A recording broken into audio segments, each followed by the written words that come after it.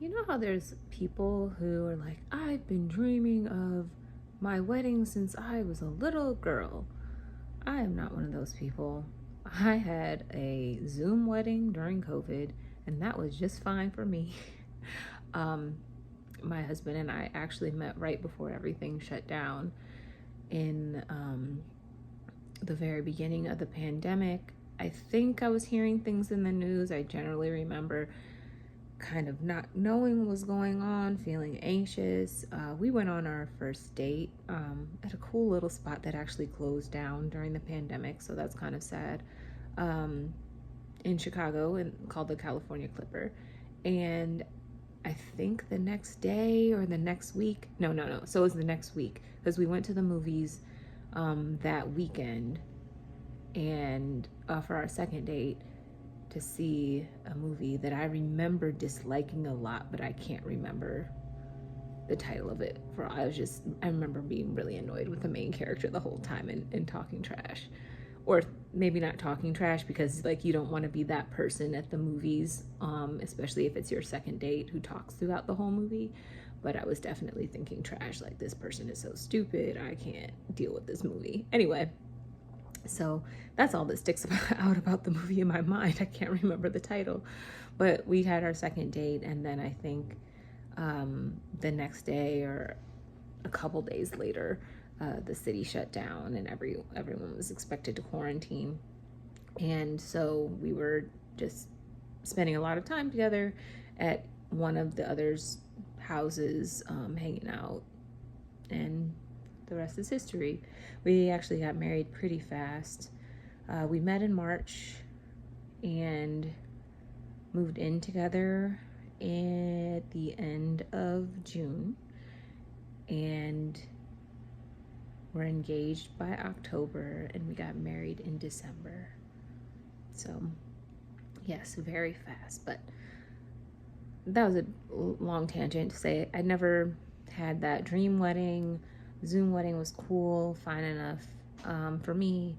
And the other thing I never dreamed about, I guess, was being a stay-at-home mom. Yet here we are. And it's actually not something I necessarily chose directly. Um, I was a teacher for some time, and then I started working for an educational nonprofit that had a lot of funding from tech, and me and my whole team ended up getting laid off. So when that happened, they actually gave us a lot of notice, which I really appreciated, because it allowed us to look for jobs. From what I've read and heard, the average job search is anywhere from 3 months to 6 months. So having that time was definitely appreciated. So I was looking for jobs. I must admit that I wasn't super happy at the job I was at, but I was staying because it was well paid and I had a lot of flexibility, and that was important for me as a new mom, especially with a child in daycare. Kids in daycare get sick all the time. So if she was sick, I could be home with her, and I could also do my work when I needed to do my work, right? Like my boss is like, I don't care when you get your work done, just get it done. And if you feel uncomfortable sending emails in the middle of the night, if that's what you have to do, then just do a schedule send. So that's kind of what I did. Anyway, so I was looking for jobs, feeling anxious about it, not really seeing anything that I would love to do, even though we can, I guess, have a different conversation about loving your job and wanting to do what you love and what that means as an adult, and if that's realistic, or if that's like a fresh out of college fantasy. Anyway, I wasn't interested in going back into the classroom. We were also in transition as a family because we were moving to a different place, and so I looked for a job for maybe 6 weeks, 2 months, wasn't really finding anything, was stressed out by the whole process. And so my husband was like, just so you know, you can stay home. And I was like, I don't want to stay home. You know, I want to do this. But then it just started to be more attractive because, again, I wasn't thinking too positively about the jobs that I was seeing, and I wanted something remote. A lot of places didn't allow remote work in the place that we were going to, so we were going Oconus, and so I was like, okay, well, I'll just try out staying at home, and if anything changes, then I'll start looking for work again when we come back stateside. Fast forward over a year and a half later, I'm pretty happy where I am. So again, it wasn't a choice. I had a lot of anxiety about being a stay-at-home mom. One, just like, what am I gonna do with her all day? What is that like? Because when you're working, you have your kid on the weekend, but there is that separation. So it's like, well, what does my day look like when I'm constantly at work or constantly on with this little one? And it's not just the weekend, it's every day. So that's been an adjustment. The other thing that was kind of anxiety provoking for me was just thinking about people's perceptions. I just had a huge fear that people would receive it very negatively. I think I was worried that people would say I'm like giving up on my own career or my own dreams, that I'm like selling myself short or something because I wanted to stay at home or I was trying it out. I just had this big fear of a negative response of like, not because I didn't want to do it all. I didn't want to really work and be a mom. That I was, going to be perceived as not career driven enough. And that still comes up from time to time. I miss making money. It's a tough thing to be used to. I've worked since I was 18, 19 years old, and I'm going to be in my late 30s later this month. So that is a hard thing to be like, oh, I'm not productive, or feel like I'm not productive because I'm not earning. And then that added of like, your career is your everything kind of mentality.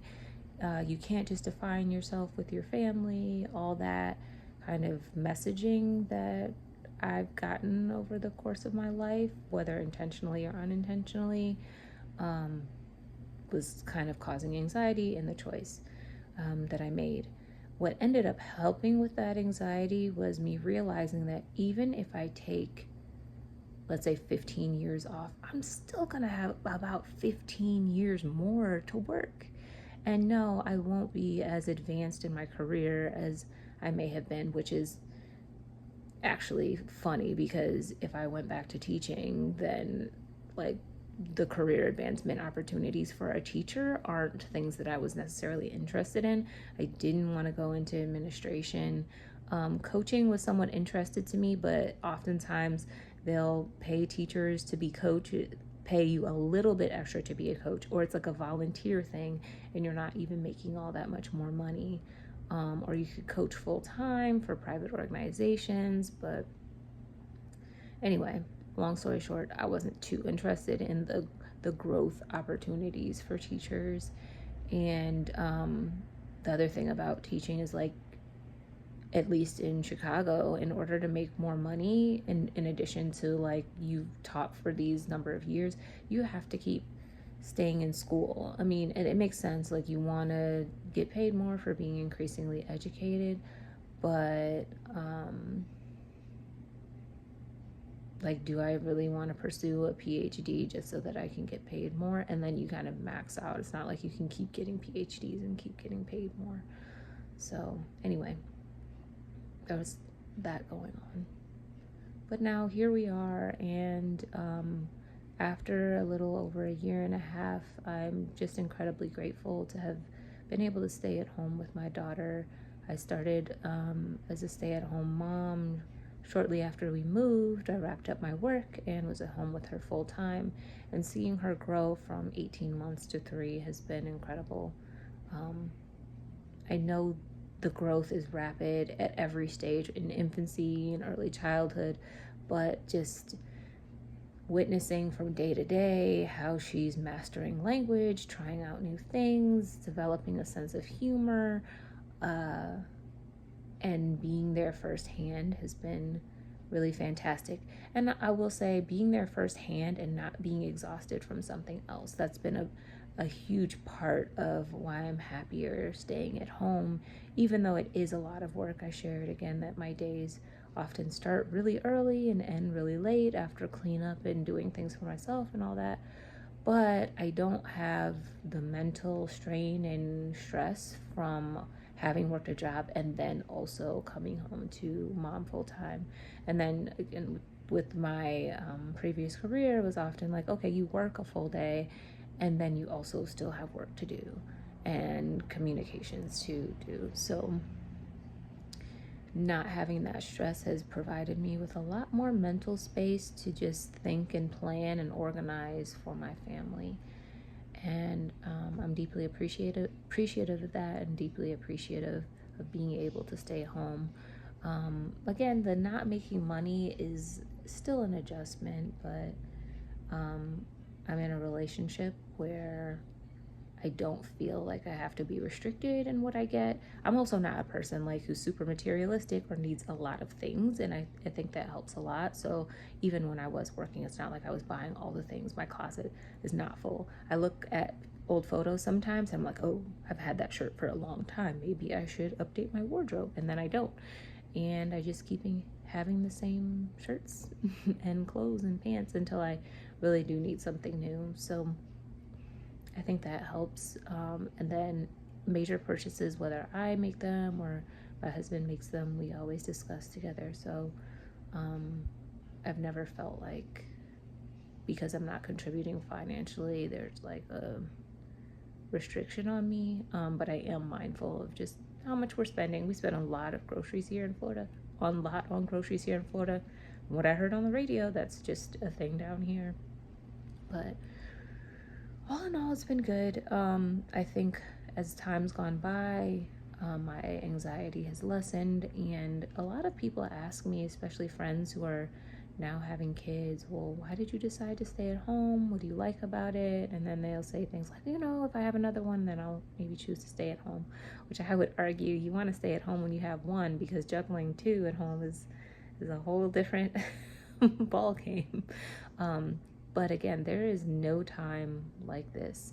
And that's the thing that I hear from older folks all the time as I'm out and about and they see my young kids. It's like, oh, just cherish this time because you never get it back. So that's what I feel like I'm doing as a stay-at-home mom right now, is cherishing the infancy and cherishing the toddlerhood and all of its complexities and frustrations as well, because they're not going to be little forever.